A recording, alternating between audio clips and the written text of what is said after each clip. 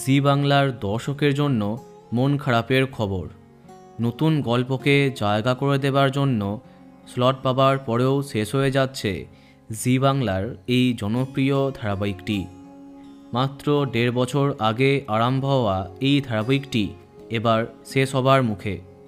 আমরা কথা বলছি অর্গ্যানিক স্টুডিওজের মিঠিছড়া সম্পর্কে। 2023-এর নভেম্বরে আরম্ভ হয়েছিল 3 বোনের গল্প।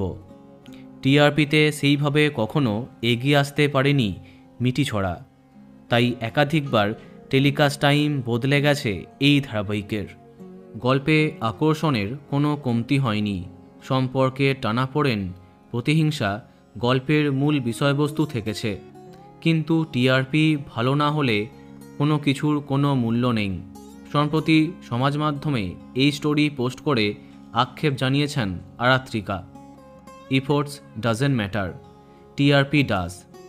অর্থাৎ প্রচেষ্টার কোনো মূল্য নেই, টিআরপি সব। সে কথা স্পষ্ট করল যে আর মাত্র কদিনের মধ্যেই শেষ পর্বের শ্যুট করবে অনেকের প্রিয় মিঠিছড়া।